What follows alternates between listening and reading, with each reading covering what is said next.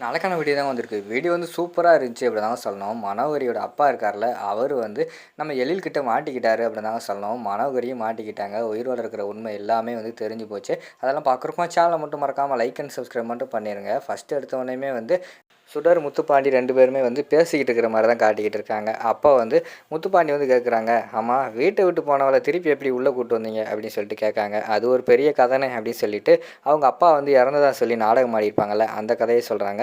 இல்லையம்மா எங்கேயோ எனக்கு இடிக்குதே, அவங்க அப்பா வந்து மகளோட வாழ்க்கை வந்து நாசமாக போச்சுன்னு சொல்கிறதுக்காக தற்கொலை பண்ணுற அளவுக்கு வந்து அவன் அவ்வளோ ஒன்றும் நல்லவன் கிடையாது. அவன் மற்றவங்கள தான் வந்து தற்கொலை பண்ணிக்க வைப்பான். அதனால் வந்து எனக்கு என்னமோ டவுட்டாக இருக்கேம்மா, இதை வந்து என்ன ஏதுன்னு பார்க்கணுமே அப்படிங்கிற மாதிரி சொல்கிறாங்க.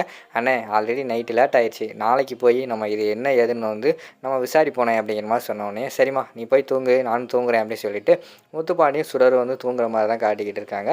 மறுநாள் காலையில் எழுந்திரிச்சு ஒரு ஹாஸ்பிட்டலுக்கு போகிற மாதிரி தான் காட்டிக்கிட்டு இருக்காங்க. அங்கே பார்த்தா ரிசப்ஷனில் வந்து கேட்குறாங்க, டாக்டரை வந்து பார்க்கணும் அப்படிங்கிற மாதிரி சொல்கிறாங்க. டாக்டரை பார்க்கணுமா, எதுவும் ஒரு முன் அனுமதி வாங்கியிருக்கீங்களா அப்படிங்கிற மாதிரி கேட்டவுடனே, அதெல்லாம் கிடையாது, நாங்கள் வந்து பர்சனல் விஷயமா பார்க்கணும் அப்படிங்கிற மாதிரி சொல்கிறாங்க. சரி இருங்க டாக்டர்கிட்ட கால் பண்ணி கேட்டு அனுப்புகிறேன்னு சொல்லிட்டு டாக்டருக்கு வந்து கால் பண்ணுறாங்க. கால் பண்ணி கேட்டுட்டு உள்ளே அனுப்பிவிட்றாங்க. டாக்டர் வர சொல்லிடுறாங்க. சரின்னு சொல்லிட்டு உள்ளே போனோடனே, சொல்லுங்கள் உங்களுக்கு என்ன வேணும் அப்படிங்கிற மாதிரி சொல்கிறாங்க. எங்களுக்கு ஒரு சர்டிஃபிகேட் தான் வேணும் அப்படிங்கிற மாதிரி சொல்கிறாங்க. என்ன சர்டிஃபிகேட் உங்களுக்கு வேணும் அப்படிங்கிற மாதிரி கேட்டவுடனேயும் ஒருத்தவங்க வந்து இறந்துட்டாங்கன்னு சொல்லிட்டு பொய்யா எங்களுக்கு வந்து சர்டிஃபிகேட் வேணும் அப்படின்னு சொல்லி கேட்குறாங்க. இங்கே பாருங்கள் அதெல்லாம் சொன்னால் பெரிய போலீஸ் கேஸே ஆயிரும், அதெல்லாம் தர முடியாது அப்படிங்கிற மாதிரி சொல்கிறாங்க. ஏங்க தர மாட்டீங்க, மனோகரி மேடம் சொன்னால் தருவீங்களா அப்படின்னு சொல்லிட்டு அந்த இடத்துல சுடர் வந்து கேட்குறாங்க. ஓ மனோகரி மேடம் தான் அனுப்பி வச்சாங்களா அப்படிங்கிற மாதிரி கேட்டவுடனே, ஆமாம் உங்களை மனோகரி மேடம் தான் போய் பார்க்க சொன்னாங்க, நீங்கள் வந்து சர்டிஃபிகேட்டெல்லாம் தருவீங்க அப்படி இப்படின்னு சொன்னாங்க, நீங்கள் என்ன தரமாட்டேங்கிறீங்க அப்படிங்கிற மாதிரி சொல்கிறாங்க. அப்படின்னா மனோகரி மேடமே வந்து என்கிட்ட கான்டாக்ட் பண்ணி சொல்லியிருப்பாங்களே, என்ன அவங்க சொல்லவே இல்லையே அப்படிங்கிற மாதிரி சொல்கிறாங்க. ஓ மனோகரி மேடம் சொன்னால் தான் தருவீங்களோ அப்படிங்கிற மாதிரி வந்து முத்துப்பாண்டி வந்து கேட்காரு. இல்லை அவங்க மேடம் வந்து எதனால் எனக்கு கால் பண்ணிடுவாங்க அப்படிங்கிற மாதிரி சொல்கிறாங்க. ஓ நாங்கள் கேட்டாலாம் தரமாட்டீங்க, மனோகரி மேடம் கேட்டால் தான் தருவீங்க, இப்போ பாரு உனக்கு வந்து டெத் சர்டிஃபிகேட் வாங்குற அளவுக்கு நான் ஏற்பாடு பண்ணட்டா அப்படிங்கிற மாதிரி சொல்கிறாங்க. என்ன தப்பாக பேசிக்கிட்டு இருக்கீங்க அப்படிங்கிற மாதிரி சொன்னவனே, டேய் உனக்கு என்னடா மரியாதை, ஒரு உயிரோடு இருக்கிறவனுக்கு வந்து இறந்ததா சொல்லிவிட்டு நீ சர்டிஃபிகேட் கொடுத்துருக்க, உனக்கு என்ன மரியாதை, இப்போ பாரு உனக்கே சர்டிஃபிகேட் நான் எடுத்து தரேன் பாரு அப்படின்னு சொல்லிட்டு முத்துப்பாண்டி வந்து கோவப்படுறாங்க. இங்கே பாருங்கள் நீங்கள் தப்பாக பேசிக்கிட்டு இருக்கீங்க, அப்படிப்பட்டாலாம் நான் கிடையாது அப்படின்னு சொல்லி சமாளிக்காங்க. படார் படார்னு கன்னத்தில் வந்து கையை வச்சிடுறாங்க. உடனே வந்து இங்கே பாருங்கள் தேவையெல்லாம் ஒரு டாக்டர் அடித்தா என்னாகும் தெரியுமில்ல அப்படிங்கிற மாதிரி சொல்கிறாங்க. ஓ நீ பண்ண காரியத்தை நான் வெளியில் சொன்னால் என்னாகும் தெரியுமில்ல, உன்னோட ஹாஸ்பிட்டலே வந்து சீல் வைக்க போகிறாங்க அப்படிங்கிற மாதிரி வந்து சொன்னோடனே, சரிங்க நான் உண்மையை சொல்லிடுறேன்னு சொல்லிட்டு டாக்டர் வந்து உண்மையை சொல்லிடுறாரு. அதாவது சுடரோட மனோவோட அப்பா இருக்கார்ல, அந்த அட்ரஸ் வந்து கொடுத்துட்றாங்க. இவங்க உடனே வந்து அந்த அட்ரஸ் தான் வராங்க. வந்தவொடனே பார்த்தா அவங்க அப்பா வந்து உள்ளே இருக்கார். யார் கதவை தட்டுறது, நம்ம இங்கே இருக்கிறது வந்து யாருக்குமே தெரியாது, அப்படி இருக்கும்போது யார் வந்து கதவை தட்டுவா, ஒருவேளை டாக்டர் வந்திருப்பாரோ அப்படின்னு சொல்லிட்டு போய் அவங்க வந்து கதவை திறக்கிறாங்க. கதவை திறந்து பார்த்தா அங்கே வந்தது பார்த்தா நம்ம முத்துப்பாண்டியும் சுடரும் தான் வந்திருக்காங்க. அவங்கள பார்த்தோன்னே ஷாக் ஆகிடுறாங்க. ஏய் நீங்கள் எப்படி அப்படிங்கிற மாதிரி கேட்காங்க. என்ன மாமா இங்கே வந்து சேஃப்டியாக இருக்கீங்க போல, சரி வாங்க உள்ளே போய் பேசுவோம்னு சொல்லிட்டு அவர் அடித்து முத்துப்பாண்டி வந்து உள்ளே இழுத்துட்டு வர மாதிரி தான் காட்டிக்கிட்டு இருக்காங்க. இங்கே பாருங்கள் நான் தெரியாமல் வந்து இந்த தப்பு பண்ணிட்டேன், மன்னிச்சுக்கோங்க அப்படிங்கிற மாதிரி கேட்டுக்கிட்டு இருக்காங்க. அதெல்லாம் மன்னிப்பா, அதெல்லாம் தெரியாமல் பண்ணவங்க தான் மன்னிப்பு, நீ வந்து தெரிஞ்சே பண்ணியிருக்க, அது மட்டும் இல்லாமல் இந்த தப்பு பண்ணது நீ கிடையாது, இதுக்கெல்லாம் காரணமே வந்து உன் மக இருக்காளே அவள் தான், அவளுக்கு ஃபோன் போடு அப்படிங்கிற மாதிரி சொல்கிறாங்க. இல்லை மாப்பிள்ள வேண்டாம் அப்படிங்கிற மாதிரி சொல்கிறாங்க. வேண்டாமா ஒழுங்காக ஃபோனை போடுறியா இல்லையா, வீடியோ கால் போடு அப்படின்னு சொல்லிட்டு முத்துப்பாண்டி வந்து மிரட்டுறாரு.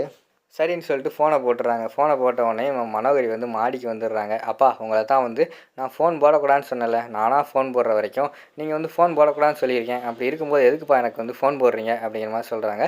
டக்குன்னு ஃபோனை வாங்கிட்டு உங்கள் அப்பா ஃபோன் போட மாட்டேன்னு தான்ப்பா சொன்னார், நான் தான் போட வச்சேன், பாசமாக சொல்லி போட வச்சேன் அப்படிங்கிற மாதிரி முத்துப்பாண்டி சொல்கிறாங்க. ஏய் நீ எப்படி இங்கே அப்படிங்கிற மாதிரி சொல்கிறாங்க. நான் மட்டுமா வந்திருக்கேன், உனக்கு இன்னொரு ட்ரீட்மெண்ட் கொடுக்கும் பாரு, ஷாக் ட்ரீட்மெண்ட், யாருன்னு பாரு அப்படின்னு சொல்லிட்டு சுடர்கிட்ட கொடுக்காங்க. சுடர் வாங்கிட்டு ஏய் சி நீ எல்லாம் ஒரு மனுஷியா, நீ அந்த வீட்டுக்கு வந்து சொத்தை அமுக்கிறதுக்காக தன்னோட பெத்த அப்பாவே வந்து செத்துட்டாருன்னு சொல்லிட்டு நடிக்க வச்சுருக்கேன், நீ எல்லாம் மனுஷியா அப்படிங்கிற மாதிரி சொல்லிகிட்டு இருக்காங்க.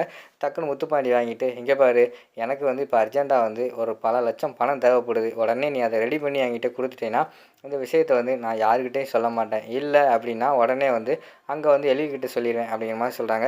சரி உனக்கு எவ்வளோ காசு தேவையோ அதை நான் ரெடி பண்ணி உனக்கு தந்துடுறேன் அப்படின்னு சொல்லிட்டு மனோகரி வந்து ஒத்துக்கிறாங்க. டக்குன்னு வந்து முத்துப்பாண்டி வந்து சொல்கிறாங்க, இங்கே பாரு சுடர், அவளை வந்து காசு கேட்டு அவளை தசை திருப்பியிருக்கேன், உடனடியாக வந்து இவரை ஃபோட்டோ எடுத்து வீடியோ எடுத்து நம்ம இவருக்கு அனுப்பி வச்சுருவோம், நம்ம எழிலுக்கு அனுப்பி வச்சுருவோம், இல்லைன்னா உடனே ஃபோன் போட்டு வர சொல்லு, நேரடியாகவே பார்த்துருட்டோம் அப்படிங்கிற மாதிரி சொன்னவனையும் சரின்னு சொல்லிட்டு சுடர் வந்து எழிலுக்கு வந்து ஃபோன் போடுறாங்க. ஃபோன் போட்டு உடனே இங்கே வாங்க சார்னு சொல்லிட்டு அட்ரஸை வந்து அனுப்பி வச்சிடுறாங்க. என்ன சுடர் என்னாச்சு அப்படிங்கிற மாதிரி கேட்டவொடனே, இல்லை சார் நீங்கள் வாங்க நேரடியாக வாங்க அப்படிங்கிற மாதிரி சொல்கிறாங்க. சரி வாரேன் அப்படின்னு சொல்லிட்டு அவரும் அந்த இடத்துல வந்து கிளம்பி வர்ற மாதிரி தான் காட்டிக்கிட்டு இருக்காங்க. இங்கிட்டு பார்த்தா டக்குன்னு வந்து கதவை யாரோ தட்டுறாங்க. இங்கிட்டு யாரா கதவை தட்டுறது அப்படின்னு சொல்லிட்டு போய் திறந்தா ரவுடிங்க. யாருன்னு பார்த்தா மனோகரி அனுப்பி வச்சுருக்காங்க. நம்ம முத்துப்பாண்டியை தீர்த்து கட்டுறதுக்காக மனோகரி மேடம் தான் அனுப்பி வச்சாங்க அப்படிங்கிற மாதிரி சொன்னோன்னே, தம்பி என்னை பற்றி தெரியாமல் வந்து நீங்கள் இந்த இடத்துக்கு வந்திருக்கீங்க, என்னை பற்றி தெரிஞ்சால் வந்திருக்க மாட்டீங்க, தயவுசெய்து ஓடிப்போங்க, உயிராவது உங்களுக்கு பிழைக்கும் அப்படிங்கிற மாதிரி சொல்கிறாங்க.